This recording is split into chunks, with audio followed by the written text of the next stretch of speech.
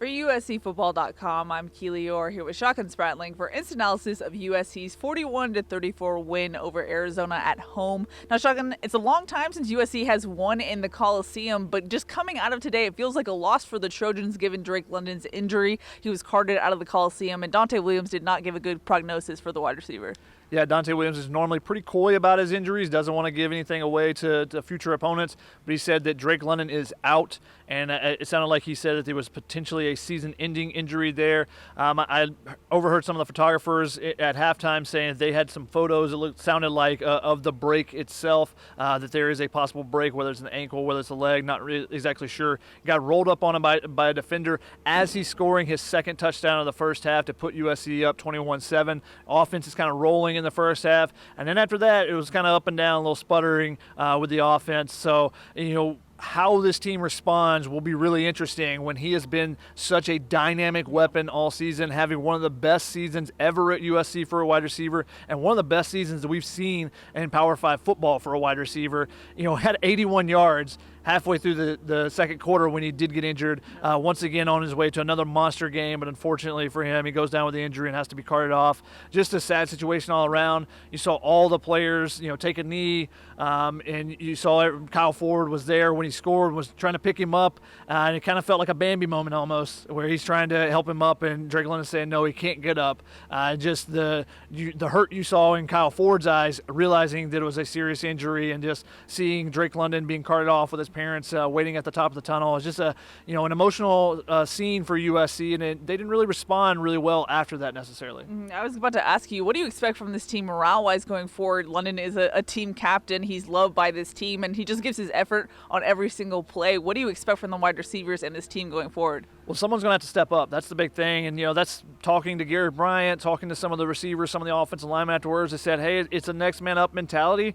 But I think in the moment, it takes everyone back. And, when you lose someone like that, and we've seen this with some injuries in the past with USC, when you lose someone that's so valuable to the team, it takes a little while to kind of to bounce back and readjust to that for young kids like that you have on a college team. So we'll see how they do that. They're going to have to get some of those other wide receivers involved. Kyle Ford's going to have a bigger role going forward. They're going to have to change some of the things that they're doing in their offense without having Drake London over there, whether it be in the screen game, getting the ball to Taj Washington and Gary Bryant, where they do some more, getting the ball to the tight ends more. They're going to have to do a little bit more, and I think they got to rely on the run even more now.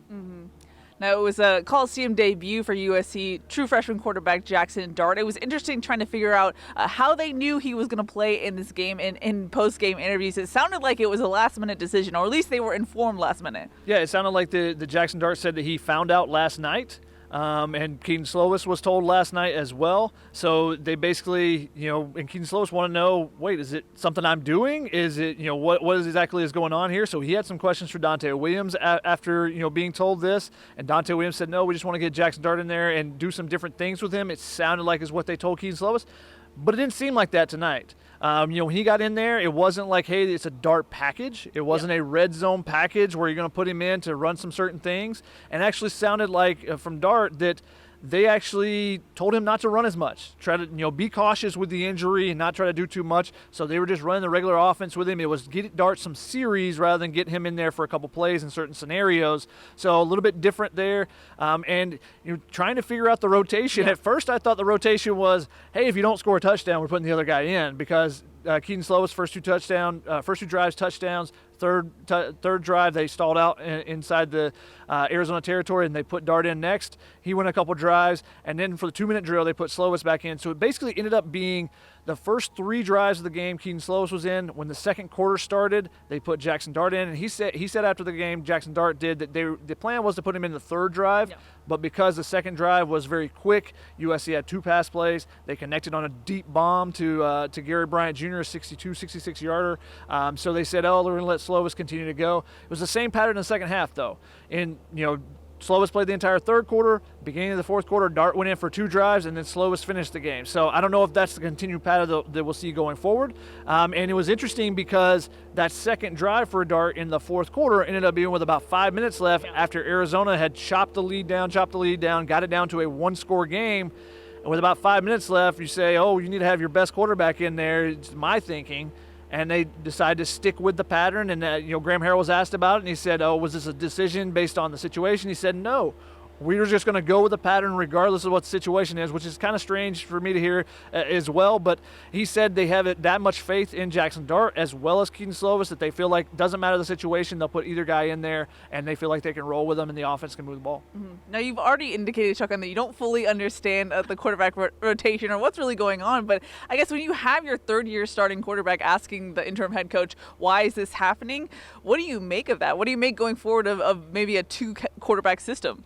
I mean, I feel like this just communication issues once again, and continuing on that theme is when Jackson Dart goes in for that drive with about 5 minutes left, he was asked, did you know? They let you know? He's like, no, someone just told me right before it was going. So it's not like there was a ton of communication. The fact that they waited until last night to do it, I don't know if they didn't want it to leak out to someone and have Arizona have an idea. I don't know if they're being a little bit paranoid with that or what exactly it is, but it just seems like everything's waiting a little bit too long, and this is something we've seen from this offense at times, getting play calls in and waiting too long, and just communication errors and communication not being succinct with everything, and it feels like this is just another case of that right now. Mm-hmm. Now, running back Keonta Ingram continues to blossom and build on his performance that he had last week against Notre Dame. Over 200 rushing yards for him. What are you seeing from him in USC's run game? He was a monster tonight, and actually he ran for over 300 yards. He had a 66-yard touchdown called back. He had a 46-yard run called back, so that's over 100 yards there that could have been added to the total. The offensive line was creating some opportunities for him, and when he was getting to the second level, he was making some guys miss as well. But the offensive line also hurt him in the fact that they had a couple of those holding calls. Liam Jimmons got called for a penalty, and he told me afterwards that he must not have went to church because the devil got into him or something. That was what he said. He also said, not joking, he said it's inexcusable for him to make that mistake. He said it was a freshman mistake on that play, and he felt sorry for it. But I asked him, I said, what do you say to Keonta after that? And he said, you can't really go to someone and just say my bad or anything after you take away a huge play like that, but you just got to come out the next play and make something happen and open up a hole for them. But Keonta Ingram has been running so hard recently. When the offensive line creates a hole, he's taking advantage of it. He's been super patient. Yeah. Some of those third and short runs, Arizona's really stacking everyone in there and trying to close everything up. He was waiting and biding his time until he found a little bit of seam and just falling forward because he understands the situation. Sometimes running backs are looking for a big play every single time. He knows, hey, if it's 3rd and 2 or a short yard situation, I got to get to the first down marker and get there. And he's doing a great job with all those type of things. He's been a phenomenal player right now, and USC may have to lean on him more now with Drake London being out. Yeah, that's what I was going to ask you. Coming into this game, you probably would describe USC's offense as Drake London and then a blossoming run game, or run game that's at least being efficient right now. Do you lean on it even more? I think you do. I mean, until you find a way that you can really get the rest of the receivers in and figure out how the offense is going to excel without Drake London, I think next week when you go into Arizona State, I think you got to rely on that run game and try to establish that early and force them to play man-to-man coverage on the outside, and then try to get to those big wide receivers like Kyle Ford, or try to get someone shifty, get them an opportunity to get into some space and create something big. I think a really big thing for the offense today was that pass play to Gary Bryant. A deep ball to Gary Bryant, something we've been calling for a lot, especially over the middle. I think that just opens up the offense so much more. So we'll see if that's something that they can build on as well. So I think if they can get Keonta Ingram going, stretch the field a little bit more with Gary Bryant, and open up some stuff underneath, even without Drake London, this offense can excel. But they've got to clean up all the small things. Mm-hmm. Now, over on defense, USC recorded 5 sacks, but also allowed Arizona to score the most points they've scored this season. What do you make of this defense right now? Just not getting it done.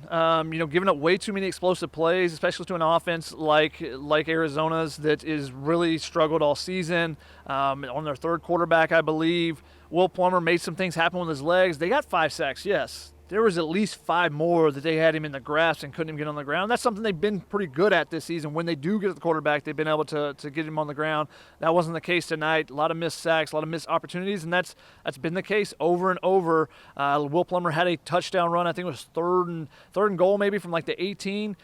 Both the linebackers have an opportunity to get him on the ground. Neither one of them can. It's just the same stuff over and over for them. when you can get pressure, that helps out everyone, and that helped them out tonight in those situations. But overall, they're just, they're not making enough plays, and there's a ton of missed opportunities that they're having out there. Mm-hmm. A bright spot, though, is Calen Bullock. What are you seeing from that young guy?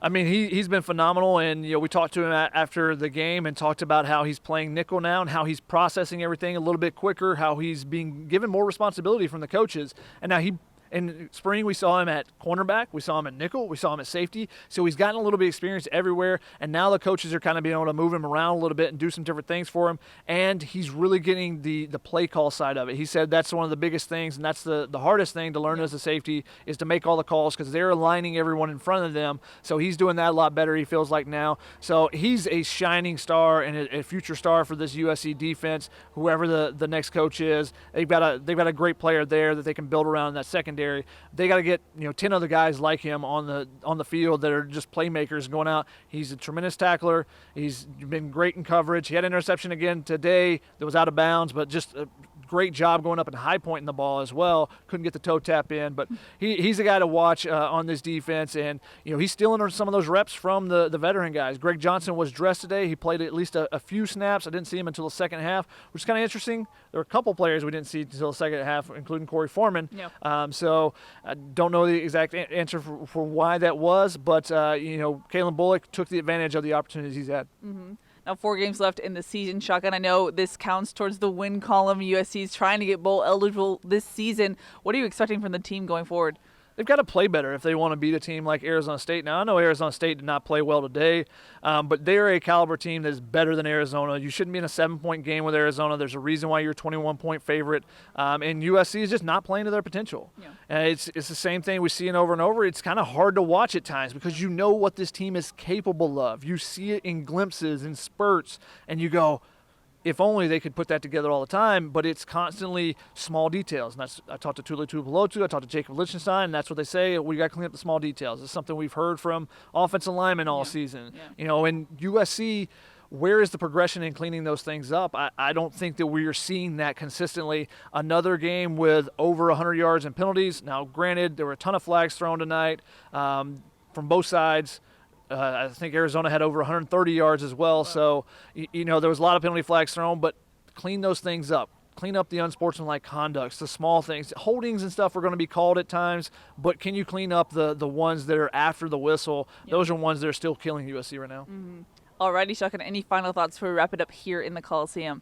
No, it was interesting to see some of the young guys that are getting some more opportunities. Lake McCree, the tight end, gets in there, gets his first catch. Elijah Winston, a guy who basically been relegated to the scout team, and maybe that's kind of trying to show some of the coaches or some of the other players, like, hey, if you get your work done on a scout team, you can earn playing time, because he got in there as in part of that pass rush unit tonight and was helping put some of those pressures on. He was right there with one of Tuli Tuipulotu's sacks as well. Tuli Tuipulotu, 2 more sacks tonight. He continues to be an unheralded guy that's continuing to work really hard. And Chris Steele caused a fumble as well. That, 1 turnover for USC, but if they can get a couple more, I think that helps out the defense as well. Gets them off the field from some of these long drives they're giving up. Mm-hmm. Alrighty, that's going to wrap it up here from the Coliseum. For Shotgun Spratling, I'm Keely Eure. For more, check out USCfootball.com.